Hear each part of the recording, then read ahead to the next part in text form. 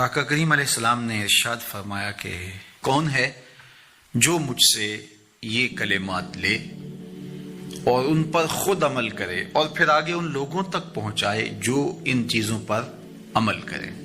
تو بہت سارے لوگ جھولیاں پھیلا کے آگے بڑھ جاتے، لیکن علم کے لیے جو حرص حضرت ابو ہریرہ کے سینے میں تھی اس وجہ سے انہوں نے پہل کی اور آگے بڑھ کے عرض کی، حضور یہ خیرات میری جھولی میں ڈال دیجیے، میں خود بھی عمل کروں گا اور ایسے لوگوں تک پہنچاؤں گا بھی جو ان پر عمل پیرا ہوں۔ تو کہتے ہیں حضور نے میرا ہاتھ پکڑ لیا اور 5 چیزیں گنوائی۔ پہلی بات میرے حضور نے ارشاد فرمائی، اتق المحارم تکن عابد الناس، اللہ کی حرام کردہ چیزوں سے بچ جاؤ، تم لوگوں میں سب سے بڑے عبادت گزار بن جاؤ گے۔ نیکی کرنا بہت اہم ہے، لیکن یہاں جو تعلیم دی گئی وہ گناہ سے بچنے کی ہے۔ ایک شخص رات کو 100 نفل پڑھ لیتا ہے، لیکن صبح اٹھ کے کسی کا حق غصب کرتا ہے، کسی کو گالی دیتا ہے، جھوٹ بولتا ہے، کم تولتا ہے، کم ناپتا ہے، اللہ کے احکام کو توڑتا ہے، اور دوسرا شخص ساری رات عشاء کی نماز کے بعد سویا رہا اور دن کو فجر کے بعد اس نے جھوٹ نہیں بولا، کسی کو تنگ نہیں کیا، اللہ کی مخلوق کو ضرر نہیں پہنچایا، تو شریعت ایسے شخص کو پسند کرتی ہے جو اللہ کی حرام کردہ چیزوں سے بچ جائے۔ نیکی کی توفیق مل جائے، نفلی عبادات میسر آ جائیں تو بڑی بات ہے، لیکن اس سے بڑی بات یہ ہے کہ اللہ کی حرام کردہ چیزوں سے بچا جائے۔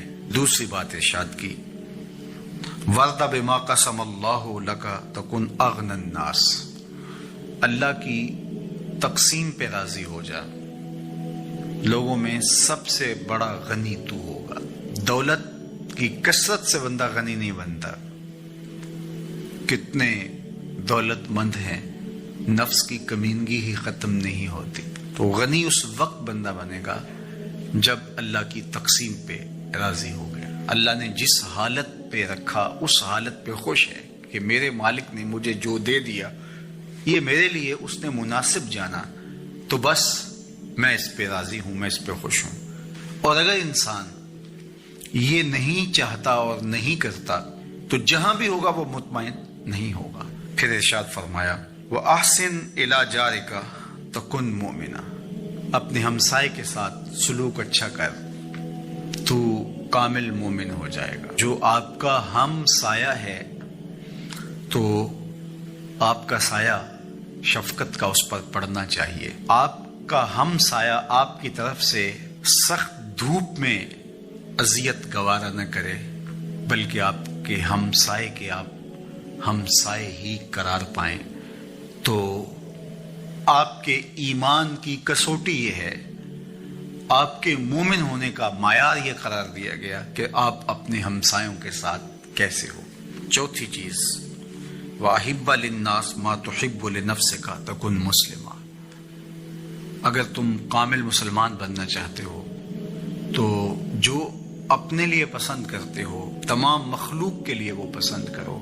اب کوئی شخص یہ مزاج اپنی طبع میں راسخ کر لے تو معاشرے کے اندر شر، فساد، بدامنی، کسی کے حقوق کو غصب کرنا، کسی سے زیادتی کرنا، کسی کا برا چاہنا، سب کچھ ختم ہو جائے گا اور یہ معاشرہ جنت نظیر بن جائے گا کہ جو ہم اپنے لیے پسند کرتے ہیں وہ ہم اپنے دوست کے لیے، بھائی کے لیے، ہمسائے کے لیے، عزیز کے لیے، رشتہ دار کے لیے پسند کریں۔ اور 5ویں بات، وَلَا تُكْثِرِ الضِّحْكَ فَإِنَّ كَثْرَةَ الضِّحْكِ تُمِيتُ الْقَلْبَ، ابو ہریرہ زیادہ ہنسا نہ کرو، زیادہ ہنسنے سے دل مر جاتا ہے۔ مسکرانا تو سنت ہے، مسکرانا حضور کی عادت تھی، جس کی تسکین سے روتے ہوئے ہنس پڑے، اس تبسم کی عادت پہ لاکھوں سلام۔ مسکرانے کے بعد اگلا مرحلہ دہک کا آتا ہے، لیکن دہک کبھی کبھی حضور سے صادر ہوا، اور کہا یہ حضور علیہ السلام سے صادر نہیں ہوا، تو کہے سے منع کر دیا گیا۔ دہک کبھی کبھی ہو اور تبسم آپ کی زندگی میں شامل ہو۔ اللہ اس حدیث پاک کا نور ہماری روح میں اتار دے اور ہمارے باطن میں چراغاں کرے۔ ٹھنڈا پانی ہے، میٹھا پانی ہے، کہا ہم نے روزہ رکھا ہے، اللہ دیکھ رہا ہے. ماہ سیام میں ہم پانی نہیں لیتے، اس لیے ہمیں یہ یقین ہوتا ہے تنہائی میں بھی اللہ دیکھ رہا ہے. یار جو اللہ رمضان میں دیکھتا ہے وہ غیر رمضان میں بھی دیکھتا ہے. پانی پینے لگو تو دیکھتا ہے، رشوت لینے لگو تو تب بھی دیکھتا ہے، آنکھ بھٹکے تو تب بھی دیکھتا ہے، خیال بہکے تو تب بھی دیکھتا ہے، سوچوں میں آوارگی آئے تو تب بھی دیکھتا ہے. یہ یقین تمہارے ساتھ اگر جڑ جائے کہ تمہارا رب تمہیں دیکھ رہا ہے تو پھر گناہ کرنا مشکل کیا ناممکن ہو جائے گا. ان اللہ خبیر بما تعملون، اور جو تم کرتے ہو تمہارا رب اس سے باخبر ہے. مت سمجھنا کہ وہ دیکھ نہیں رہا، تم کو چھٹی دے رکھی ہے تو اس کا یہ مطلب نہیں ہے کہ تم اس کی پہنچ سے باہر ہو یا اس کی نگاہوں میں نہیں ہو. تمہارے ایک ایک لمحے کو وہ دیکھ رہا ہے، ایک ایک ساعت کو ملاحظہ کر رہا ہے. بند کمرے ہوں یا مخفی غاریں، تم جہاں بھی دادے عیش دو تمہارا رب تمہیں دیکھ رہا ہے. کالے پہاڑ کی گہری غار میں چیونٹی چلتی ہے تو اس کے ننھے اور مہین پاؤں سے سینہ سنگ پر جو لکیر بنتی ہے تمہارا رب اس کو یوں دیکھتا ہے جیسے دیوارے چین کو دیکھتا ہے. تو کیا وہ تمہارے اعمال کو نہیں دیکھتا؟ تمہارے ایک ایک عمل کو، تمہارے ارادے کو، تمہاری آنکھوں کی خیانت کو، تمہارے دل کے ارادے کو دیکھتا ہے. ایک ایک چیز سے وہ آگاہ ہے. وَلَا تَكُونُوا كَالَّذِينَ نَسُوا اللَّهَ، اور ان لوگوں کی طرح نہ ہو جانا جنہوں نے اللہ کو بھلا دیا، غافل ہو گئے، اپنی خواہشات کی زندگی گزارنے لگے. یہ جہاں مٹھا اگلا کس نے ڈٹھا، آرزوؤں کے نوکر بن گئے. جس طرح نفس اور شیطان ان کو چلا رہا اس طرح چل رہے ہیں. جو لوگ اللہ کو بھول گئے، اللہ فرماتا ہے اللہ نے انہیں ان سے غافل کر دیا. اللہ جب کسی سے ناراض ہوتا ہے تو ہدایت چھین لیتا ہے. اسی لیے ہمیں ہر روز ہر نماز کی ہر رکعت میں ہدایت مانگنی ہوتی ہے. اہدنا الصراط المستقیم، ہر روز مانگتے ہیں، ہر نماز میں مانگتے ہیں، ہر رکعت میں مانگتے ہیں. اللہ ہمیں ہدایت پہ گامزن رکھنا. اللہ جب کسی سے ناراض ہوتا ہے تو ہدایت کے دیے بجھ جاتے ہیں، اندھیروں میں بھٹکنے لگتا ہے. شیطان اس کو دھوکے میں مبتلا کر دیتا ہے. اسی زندگی کو مقصود زندگی سمجھ لیتا ہے، اس صراط کو آب حیات سمجھ لیتا ہے، جس کو یہ بھی نہ پتا ہو کہ میں ہوں کون، میں کہاں ہوں، میرا مقصد زندگی کیا ہے، مقصد حیات کیا ہے. کھانا پینا اور لذتوں کا حصول یہ تو چوپائے بھی کرتے ہیں. تو اشرف المخلوقات کاہے کا ہے؟ یہ زندگی تو ان کی بھی ہے کہ وہ اچھا کھاتے ہیں. تم تو ایک پاؤ بھر گوشت کھا لیتے ہو اور شیر روز ایک ہرن چاٹ جاتا ہے. وہ تیرے سے زیادہ کھاتا ہے، تیرے سے زیادہ طاقتور ہے.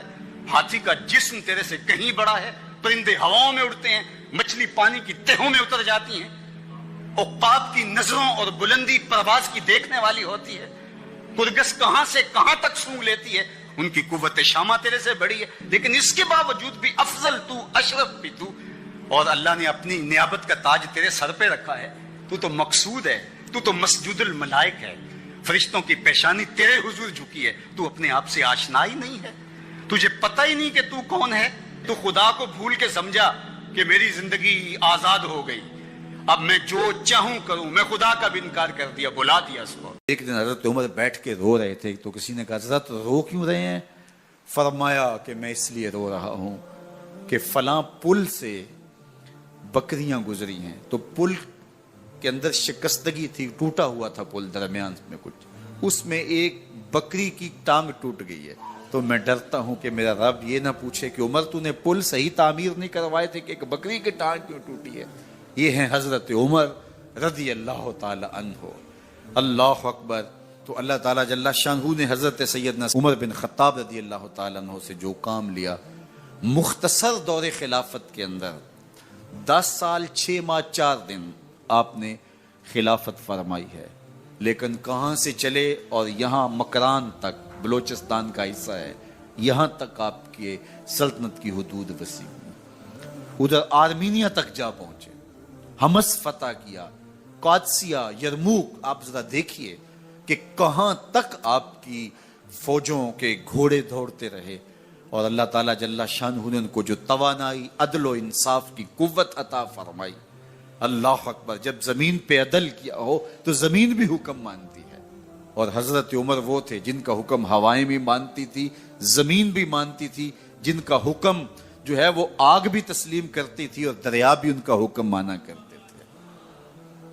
مصر کے اندر یہ رسم بد جاری تھی کہ سال کے بعد ایک دو شیزہ کو زیورات پہنا کے اچھے لباس میں ملبوس کر کے دریا کی بھینٹ چڑھایا جاتا، اس کی قربانی دی جاتی، اس کا خون بہتا تو دریا چلتا۔ جب مسلمانوں نے مصر فتح کیا تو گورنر نے لکھا کہ اسلام تو اس طرح کی رسوم کی اجازت نہیں دیتا، لیکن خشک سالی ہے، لوگوں کی فصلیں ویران پڑی ہیں، تو حضرت کیا کیا جائے؟ تو حضرت عمر رضی اللہ تعالیٰ عنہ کاغذ کے ٹکڑے پہ لکھتے ہیں بسم اللہ الرحمن الرحیم، مصر کے نیل کی جانب عمر کا خط، لکھتے ہیں اے نیل اگر تو اللہ کے حکم سے چلا کرتا ہے تو چل، ورنہ ہمیں تیرے چلنے کی کوئی حاجت نہیں۔ اور قاصد کو کہا یہ خط لے جاؤ اور جا کے دریائے نیل میں پھینک دو۔ قاصد جا کے خط دریائے نیل میں پھینک دیتا ہے، پانی آتا ہے، ایسا دریائے نیل چلا 14 صدیاں ہوئی ہیں آج تک کبھی بند ہی نہیں ہوا۔ دریا حکم مانتے، آگ نکلتی ہے، لوگ حضرت عمر رضی اللہ تعالی عنہ کے پاس آئے، حضرت لاوا پھوٹا ہے، آگ نکل رہی ہے اور مدینے کی طرف بڑھ رہی ہے، اب کیا کیا جائے؟ فائر بریگیڈ تو زمانے میں تھی نہیں۔ عمر نے اپنی قمیض اتاری، جس قمیض پہ 17 پیوند لگے ہوئے تھے چمڑے کے، کہا یہ قمیض لے جاؤ، جدھر آگ بڑھ رہی ہے آگے ڈھالنا، آگ پیچھے بھاگ جائے گی۔ زلزلہ آتا ہے تو زمین پہ دھرا مارتے ہیں، زمین رک جا، کیا عمر نے تیری چھاتی پہ عدل نہیں کیا ہے؟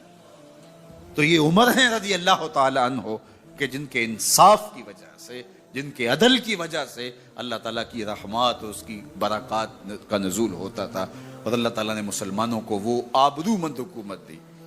کائنات کی تاریخ کے اندر ایسی حکومت آپ نے نہیں دیکھی ہوگی جو حضرت عمر نے حکومت کی ہے۔ اللہ اکبر۔ فرمایا فرات کے کنارے پہ ایک کتا بھی پیاسا مر گیا تو اس کا حساب بھی عمر سے ہوگا۔ باہر سے سفیر آتا ہے اور آ کے پوچھتا ہے کہ میں امیر المومنین کے، مسلمانوں کے حکمران کے محل میں جانا ہے، تو مسکرا کے کہتے ہیں ہمارے امیر کا تو کوئی محل نہیں ہے۔ کہا کہاں ہے تمہارا امیر؟ کہا مسجد نبوی میں ہوگا یا بیت المال کے اونٹوں کی دیکھ بھال میں لگا ہوگا۔ وہ جب گئے تو مسجد میں نہیں ہے، اللہ اکبر، وہاں گئے تو وہاں بھی نہیں ہے۔ پھر کیا دیکھتے ہیں کہ عمر رضی اللہ تعالی عنہ جنت البقیع کے پاس ایک درخت کے نیچے اینٹ کا سرانہ رکھ کے سوئے ہوئے، تو اس نے کہا عمر تو نے عدل کیا ہے، تجھے کچی اینٹ پہ بھی نیند آ گئی۔ ہمارے حکمرانوں نے انصاف نہیں کیا اور وہ بند اور محفوظ کمروں کے اندر بھی سکون اور چین کی نیند نہیں سو سکتے۔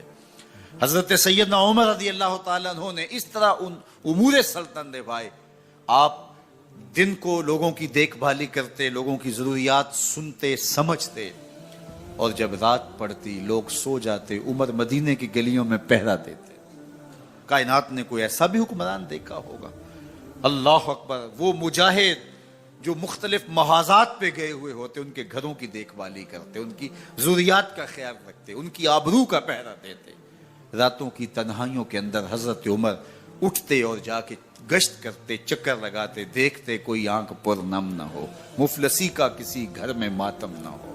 حضرت عمر رضی اللہ تعالیٰ عنہ جب ایمان لائے تو آپ نے ایک ایک کافر کے گھر کے دروازے پہ کھڑے ہو کے کہا کہ تم کمزوروں کو مارتے تھے، میں تمہیں بتانے آیا ہوں میں محمد عربی کا نوکر بن گیا ہوں۔ بلکہ آپ نے اعلان کیا جس نے اپنی بیوی کو، بیوہ اور بچوں کو یتیم کروانا ہو اور اپنے ماں باپ کی کمر کو جھکانا ہو، وہ عمر کے مقابلے میں آئے۔ اللہ اکبر۔ زنیرہ نامی ایک خاتون تھی، بہت کمزور، راوی کہتا ہے کہ اس کی ہڈیوں میں گودا نہیں تھا، عشق رسول تھا، اور اس کا ظالم آقا اس کو مارتا ہے، اور جب مار مار کے تھک جاتا ہے، ادھر سے عمر آ رہے ہیں، یہ اسلام لانے کے پہلے کی کہانی ہے، تو ادھر سے عمر آ رہے ہیں، تو اس نے کہا عمر تم جوان آدمی ہو تو یہ چھوڑتی نہیں ہے اپنے نبی کا نام، ذرا تم آؤ۔ تو عمر کوڑا پکڑ لیتے ہیں، اسے مارتے ہیں، مارتے مارتے تھک جاتے ہیں تو پانی پینے لگتے ہیں، تو کہتے ہیں مجھے تیرے پہ ترس نہیں آیا لیکن میں ذرا پانی پینے لگا ہوں، اور پھر گلے کے اندر ڈال کر کے کوڑا اور اس کی رسی کو بل دیتے ہیں اور اس کی آنکھیں باہر نکل آتی ہیں، اور کہتے ہیں بلا اپنے نبی کو جو تیری آنکھوں کی بینائی واپس کرے۔ اللہ اکبر۔ تو اس نے آسمان کی طرف منہ کر کے کہا مالک میں کبھی بھی آنکھوں کی بینائی نہ مانگتی، لیکن اب تیرے نبی کی عزت کا سوال ہے۔ آنکھوں کی بینائی واپس ہو جاتی ہے، زنیرہ کو بڑا مارا. آج عمر گلیوں میں آنکھوں میں آنسو ہیں اور عجیب دل بےتاب ہے اور کہتا ہے آؤ بھائی میں حضور کا غلام بن گیا ہوں, تمہیں بتانے آیا ہوں. زنیرہ نے موڑ کاٹا تو آگے عمر یہ آواز دے رہے تھے. زنیرہ ایک کونے پہ کھڑے ہو کے رو کے کہتی ہے عمر تم تو بڑے اس دن جوش و غضب میں تھے اور تم مارتے ہوئے تھکتے نہیں تھے. تو عمر نے کہا زنیرہ اس دن میں نے دیکھا نہیں تھا, اب میں محمد عربی کو دیکھ آیا ہوں. جنہ ویکھیا نہیں ہو کرن گلاں, جنہ ویکھیا نہیں ہو کرن گلاں, جنہ ویکھیا ہو تے بول دے نہیں, جڑے محرم راز حقیقت دے اور راز حقیقت کھول دے نہیں. تو حضرت عمر رضی اللہ تعالیٰ عنہ ایمان لائے. حضرت عبداللہ ابن مسعود رضی اللہ تعالیٰ عنہ فرماتے ہیں کہ حضرت عمر کا ایمان لانا مسلمانوں کے لیے عزت کا سبب تھا. ان کا ہجرت کرنا مسلمانوں کی نصرت تھی اور ان کی خلافت مسلمانوں کے لیے رحمت تھی. حضرت عمر رضی اللہ تعالی عنہ وہ ہیں کہ میرے حضور نے فرمایا لوگوں جب نیک لوگوں کا ذکر کرو تو میرے عمر کا تذکرہ ضرور کیا کرو. میرا عمر وہ ہے کہ جب وہ ایک سمت سے آ رہا ہو, ایک گلی اور بازار سے آ رہا ہو تو شیطان بھی آ رہا ہو, عمر کو دیکھ کے راستہ تبدیل کر لیتا ہے. حضرت عمر رضی اللہ تعالی عنہ کی طبیعت کے اندر جو جاہ و جلال تھا, طبیعت کے اندر جو سختی تھی, وہ اسلام کے اندر آ کر بھی قائم رہی.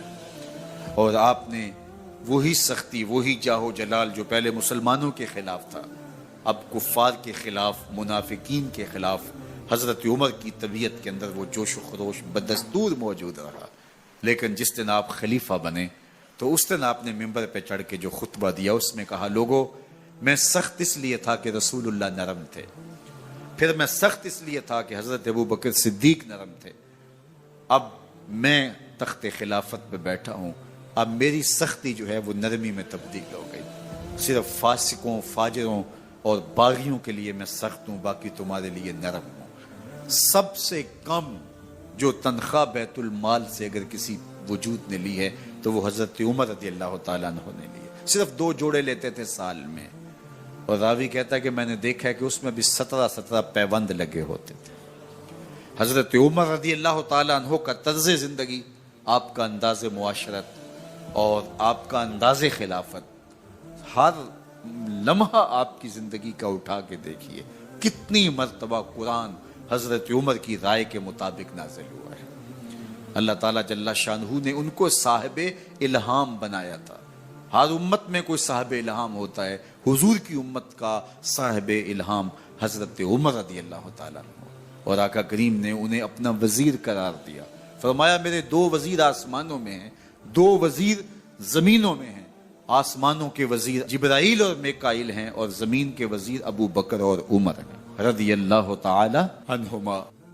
سارے کافر اکٹھے ہو کے آگے تھے, حضور کے گھر کا گھیرا ڈال لیا تھا کہ آج چھوڑیں گے نہیں, لیکن حضور ان کے سروں میں خاک ڈالتے گزر گئے. حفاظت اللہ نے اپنے محبوب کی ہے. بلکہ حضرت علی المرتضیٰ کو بستر پہ لٹایا, علی میرے بستر پہ سو جاؤ, امانتے دے کے تم بھی صبح آ جانا. حضرت علی بھی سو گئے. حضور کی حفاظت تو ہے ہی ہے, حضرت علی بھی سو گئے.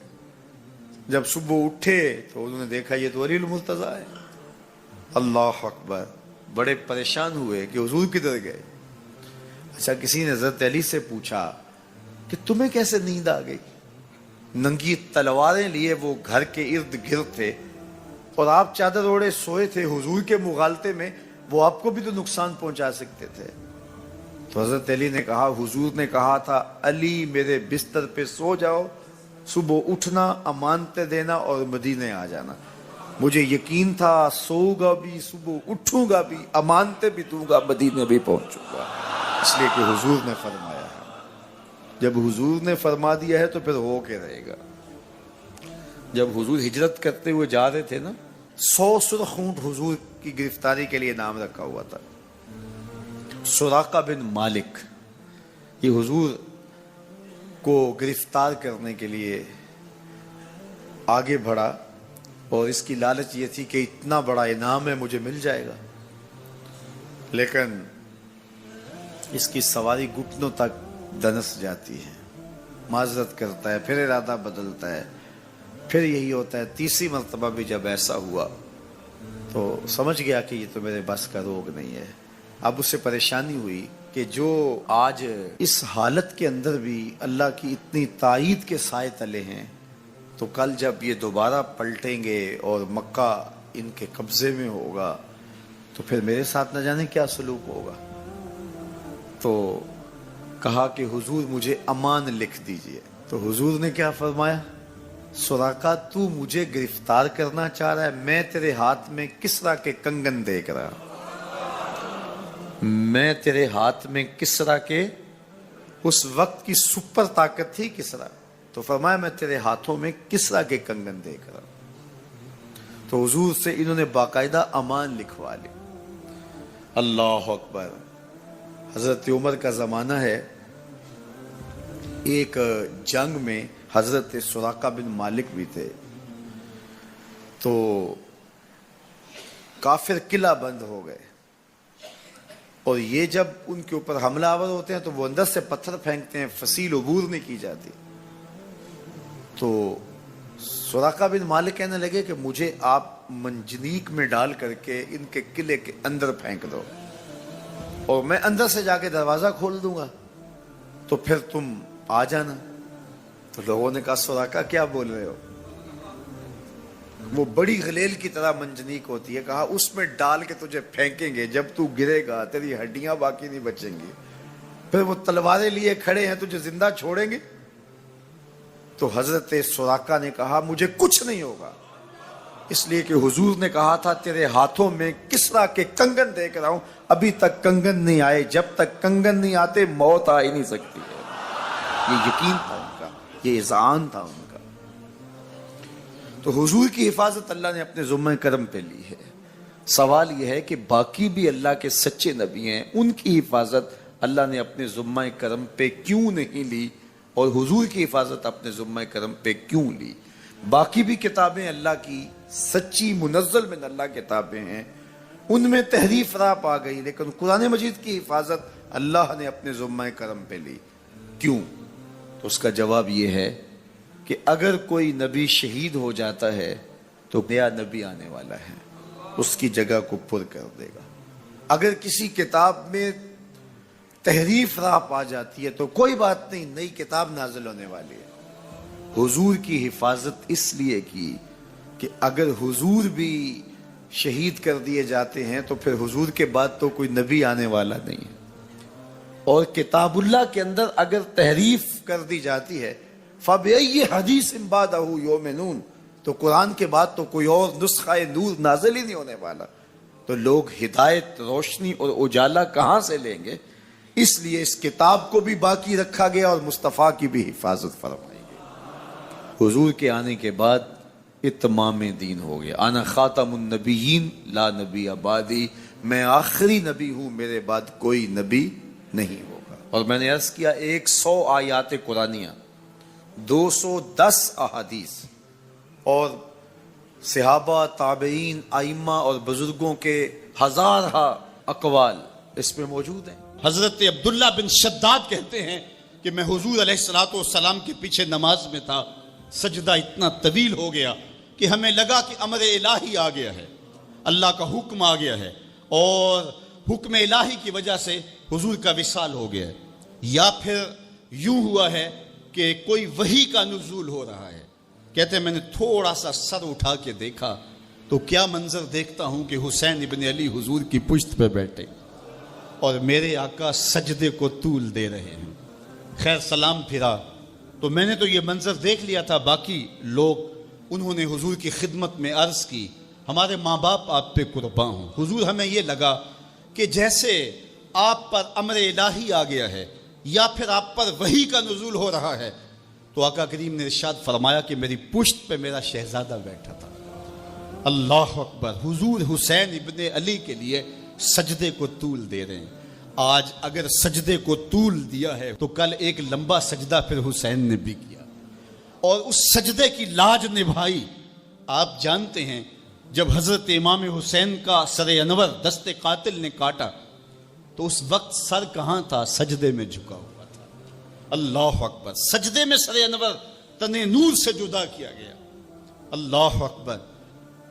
حضرت نبی رحمت عرفات کے میدان میں کھڑے ہیں تو کسی نے آ کے کہا اے اللہ کے محبوب فلاں شخص فلاں آدمی لبیک لبیک پکارتا ہوا حج کرنے آ رہا تھا، اونٹ سے گرا ہے، گردن کی ہڈی ٹوٹ گئی، موت واقع ہو گئی، کیا حکم ہے؟ فرمایا اسے احرام میں ہی کفن دیا جائے، جنازہ پڑھو اور اس کی تدفین کر دو۔ اور پھر ارشاد فرمایا کل قیامت کے دن جب قبر سے اٹھایا جائے گا ملبین، اس کے لبوں پہ لبیک اللہم لبیک کی صدائیں ہوں گی، یہ تلبیہ پڑھتا ہوا اٹھے گا، کیونکہ جس حالت میں موت آتی ہے اسی حالت کے اندر وہ اٹھایا جاتا ہے۔ تو یہ حضور کا فرمان سامنے رکھنے کے بعد ذرا میرے جملوں کی طرف غور کیجئے۔ حسین ابن علی کا سر قاتل نے اس وقت کاٹا جب سجدے میں جھکا تھا، اور قبروں سے اٹھائے جائیں گے لیکن حسین ابن علی کا سر سجدے سے اٹھایا جائے گا۔ تو حسین تو آج بھی سجدے میں ہے، اتنا طویل سجدہ کسی نے نہیں کیا جو حسین ابن علی نے کیا۔ سر سجدے میں جھکا کے کہہ رہے ہیں مالک حسین کی قربانیاں قبول کر لے۔ آپ کو وہ منظر بھی یاد ہوگا جب فرشتوں نے کہا تھا مالک حضرت انسان کو اپنا خلیفہ بنا رہے، تیری تسبیح تو ہم بولتے ہیں، سجدے تو ہم کرتے ہیں، قیام و رکوع تو ہم کرتے ہیں، اور یہ انسان تو دھینگا مشتی شر اور فساد کرے گا، تو حضرت انسان کو اپنا نائب بنا رہا ہے۔ جواب آیا تھا انی عالم ما لا تعلمون، فرشتوں جو میں جانتا ہوں وہ تم نہیں جانتے، تمہاری نظر عناصر اربعہ پہ ہے اور اس کا جو نتیجہ نکلنے والا ہے تم اس پہ نگاہیں جمائے ہوئے ہو۔ آگ، ہوا، مٹی، پانی، ان چاروں کا مجموعہ فساد نہیں کرے گا تو اور کیا ہوگا، شر نہیں کرے گا تو اور کیا ہوگا، لیکن تمہیں یہ نہیں پتا کہ اگر اس عناصر اربعہ میں محمد عربی کا لعاب مل جائے تو پھر حسین بنتا ہے، اور تم کہتے ہیں سجدے ہم کریں گے، رکوع ہم کریں گے۔ کربلا کے دن رب نے فرشتوں سے کہا ہوگا ذرا جھانک کر کے حسین کے سجدے کی باقی ادا کو تو دیکھو، اور لاؤ سارے سجدے اور حسین ابن علی کے سجدے کو دیکھو۔ سرخروئی کی وہ انوکھی اور البیلی داستان رقم کر کے دنیا والوں کو بتایا کہ سجدے کے یہ بھی انداز ہوتے ہیں، سجدے کا یہ بھی رنگ ہوتا ہے۔ اس پیاسے پر علی شیر خدا کو ناز ہے، اس نواسے پر محمد مصطفیٰ کو ناز ہے۔ اوروں نے بھی سجدے کیے پر اس کا عجب انداز ہے، اس نے وہ سجدہ کیا جس پر خدا کو ناز۔ یزید کا صرف یہی بد کرداری کا مرحلہ نہیں تھا، اس کربلا کے صحرا کے اندر یزید نے جس طرح امام حسین رضی اللہ تعالیٰ عنہ کو شہید کیا اور حضرت امام حسین کے خاندان کو شہید کیا، جب مدینہ المنورہ پر یزید نے مسلم بن عقبہ کو مقرر کیا، جس کو بزرگوں نے مصرف بن عقبہ کہا ہے، تو اس کو کہا 3 دن تک مدینے کا حرم تمہارے لیے حلال ہوگا، جو چاہو تم کرنا، اور شامی فوجوں کو اجازت ہوگی۔ تو وہاں بھی انہوں نے 10,000 تابعین اور 700 صحابہ کو شہید کیا۔ حضرت ابو سعید خدری رضی اللہ تعالیٰ عنہ گھر سے باہر نکلے، کافی بوڑھے ہو چکے تھے، تو انہوں نے حضرت ابو سعید خدری کو پکڑ لیا، کہا تم کون ہو؟ کہا مجھے ابو سعید خدری کہتے ہیں۔ تو کہا ہاں تمہارا نام سنا ہے، اور داڑھی سے پکڑ کے کھینچا اور کہا کہ ہے تمہارے پاس جو ہمیں دو؟ تو کہا کہ میرے پاس تو کچھ بھی نہیں، میں تو فقیر آدمی ہوں۔ تو ان کے گھر ان کو لے گئے، تو 2 کبوتر رکھے تھے حضرت ابو سعید خدری نے، تو وہ کبوتر لوٹ کے لے گئے۔ تو ایک خاتون کے ابھی بچہ پیدا ہوا تھا، اور قابلہ نے، دائیا نے وہ بچہ ماں کی چھاتی پہ لٹایا، اور وہ ماں کا پہلا دودھ پی رہا تھا۔ تو یہ جا کے کہنے لگے نکالو تمہارے پاس جو کچھ ہے، جو کچھ ہے وہ ہمیں دو، ورنہ تیرے بچے کو نہیں چھوڑیں گے۔ تو ماں بچے سے مخاطب ہو کے کہتی ہے، ابھی بچہ پیدا ہوا ہے اور ماں سے پہلا دودھ پی رہے، کہ بیٹے اگر میرے پاس کچھ ہوتا، وہ قیمتی سے قیمتی چیز بھی ہوتی، تیری جان کے لیے قربان کرتی، لیکن اس وقت میرے پاس کچھ ہے نہیں۔ تو ایک شکی آگے بڑھا اور بچے کو ایک ٹانگ سے پکڑ کے کھینچ کے دیوار کے ساتھ پٹک کے مارا، جس سے دماغ کا بھیجا نکل گیا۔ کیا کیا زیادتیاں نہیں کی۔ 700 صحابہ حرہ کے واقعہ میں شہید کیے یزید نے، اور 10,000 تابعین شہید کیے۔ مسجد نبوی میں ممبر رسول کے ساتھ گھوڑے باندھے، اور وہ ممبر رسول اور مصلی رسول کے قریب لید کرتے رہے۔ 3 دن تک مسجد نبوی کے اندر گھوڑے بندھے رہے، اور مدینہ کی حرمت پامال کی۔ مدینہ کے گھروں کے اندر یہ بد کماش داخل ہوئے، اور جو بدکاریاں انہوں نے کی کلیجہ منہ کو آتا ہے. 1002 شیزائیں ان بدکاروں کی بدکاریوں کی وجہ سے کنواری حالت کے اندر حاملہ ہوئی. 3 دن تک مدینے کا حرم انہوں نے پامال کیا اور پھر مکہ المکرمہ میں کعبہ اللہ پر گولے برسائے اور کعبہ کا غلاف جل گیا. وہ تو یزید مر گیا اور حضرت عبداللہ ابن زبیر رضی اللہ تعالیٰ عنہ نے اپنی خلافت کا اعلان کیا. یزید کے یہ کرتوت تھے، ادھر اہل مدینہ کو ستایا، ادھر اہل مکہ کو ستایا، اور رسول اللہ صلی اللہ علیہ وسلم کے خانوادے کی بے حرمتی اور توہین کی. نہ صرف انہیں قتل کیا گیا، ان کی لاشوں پہ گھوڑے دوڑائے. ابن سعد اور شمر جو ہے وہ خیموں میں داخل ہوا اور مخدرات اسلام کی چادریں چھیننے کی کوشش کی. حضرت زینب سلام اللہ علیہ نے مخاطب ہو کے کہا ہمارے چہرے کے رکھوالے چلے گئے ہیں، ظالم تو خیال نہیں کرتا ہم رسول اللہ کی بیٹیاں ہیں. حضرت شہربانو، حضرت زین العابدین اور حضرت زینب سلام اللہ علیہ ان تینوں کو ایک اونٹ پہ باندھا گیا اور باقی اونٹوں پہ باقی سادات کو، حضور کی شہزادیوں کو باندھا گیا، رسیوں میں جکڑا گیا اور اونٹوں پہ باندھ کر کے کوفے کی جانب آگے آگے شہیدوں کے سر چل رہے ہیں اور پیچھے یہ قافلہ چل رہا ہے. اور جب یہ قافلہ وہاں سے گزرا جہاں لاشیں پڑی تھیں، امام زین العابدین 14 سال کے تھے اور بیمار تھے اور ان کا حوصلہ نہ ہوا، وہاں غشی ان کے اوپر آنے لگی. اور وہ منظر ابن کثیر نے، باقی لوگوں سب نے لکھا ہے کہ پھر جب ان کی یہ حالت ہوئی تو پھر سیدہ زینب سلام اللہ علیہ، جنہوں نے ابھی تک بڑے حوصلے کے ساتھ ساری مشکلات کا مقابلہ کیا تھا، اب ان کے بندھن ٹوٹ گئے اور آنکھوں سے آنسو بہنے لگے. اور سیدہ زینب تھے امام حسین رضی اللہ تعالیٰ عنہ کی لاش پہ کھڑے ہو کے، اور وہ روندی ہوئی لاش، ٹوٹی ہوئی ہڈیاں اور وہ بریدہ بدن، کٹا ہوا سر نیزے کی نوک پہ اور لاش یہ پڑی ہے. تو حضرت سیدہ زینب نے مدینے کی طرف منہ کر کے جو ہے وہ حضور سے فریاد کی، رسول اللہ، اے پیارے آقا، یا جدہ ہو، اے ہمارے نانا محترم، یہ دیکھیے آپ کا حسین پڑا ہوا ہے. بدن سے کپڑے اتار لیے گئے، خاک ہوائیں اڑا رہی ہیں اور اس کے اوپر چادر جو ہے وہ مٹی کی پڑ گئی ہے. یا محمد آہو. اور آگے فرمایا حضور آپ کی اولاد کاٹ دی گئی، اور پھر کہا بناتوں کا سبایا، حضور دیکھیے آپ کی بیٹیوں کے ہاتھ باندھ دیے گئے ہیں، اونٹوں پہ کس دیا گیا ہے. سرے شہیدہ آگے آگے چل رہے ہیں. راستے کے اندر ایک جگہ آئی اور ان کو اتارا گیا. رات کا موقع تھا. ایک خاتون آئی اور اس نے کوئی کھانا پیش کیا ان کو اور کہا کہ میں کسی زمانے میں حضرت سیدہ فاطمہ تو زہرا کی نوکری کیا کرتی تھی، ان کی لونڈی تھی، ان کی کنیز تھی، اور آج مجھے پتہ چلا کہ آپ لوگ گزر رہے ہیں تو میں نے کہا کہ میں اپنی مخدومہ کے خاندان کی خدمت کروں. اور پھر اس نے کہا کہ اس وقت سیدہ کی گود میں ایک 6-7 ماہ کی بچی تھی جس کو زینب کہا کرتے تھے. تو سیدہ زینب نے کہا کہ اماں اگر پہچانتی ہو تو وہ بدنصیب سے.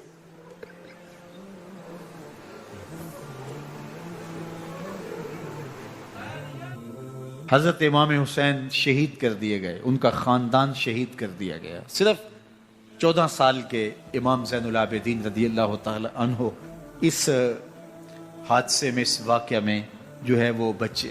اور سب سے زیادہ دکھ اپنی آنکھوں سے انہوں نے دیکھے.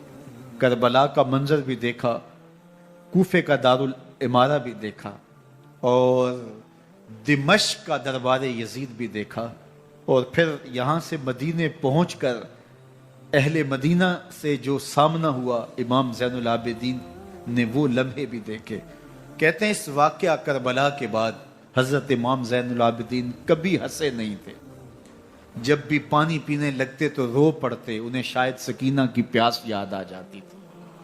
امام زین العابدین کا رنگ زرد ہو جاتا جب کربلا کی یاد آتی، اور بسا اوقات شہر سے وحشت ہونے لگتی اور دور باہر نکل جاتے اور جا کر کے وہاں خیمہ گاڑ لیتے اور مہینہ مہینہ وہاں ذکر و فکر اور عبادت میں لگے رہتے. امام زین العابدین کے ہاتھوں میں ہتھ کڑیاں، پاؤں میں زنجیریں، اور اونٹ پہ باندھ کر کے جب حضرت امام زین العابدین کو شہیدوں کی لاشوں کے قریب سے گزارا گیا تو غشی پہ غشی طاری ہو رہی تھی امام زین العابدین پہ، اور وہ گھڑیاں بھی امام زین العابدین پر کتنی دردناک تھیں کہ جب شہزادیاں اونٹوں کے ساتھ باندھی گئی تھیں اور امام زین العابدین اپنے بابا کا سر اپنے سامنے چلتا ہوا دیکھتے تھے، اور یہ دردناک لمحے کہ جب رات کی گھڑی آئی تو زینب سلام اللہ علیہ نے دیکھا کہ زین العابدین کے آنسو نہیں تھمتے اور ان کو غشی پہ غشی آتی ہے، تو وہ آگے بڑھ کے ان کو اپنی آغوش میں سمیٹتی ہیں اور کہا زین العابدین کیا ہوا؟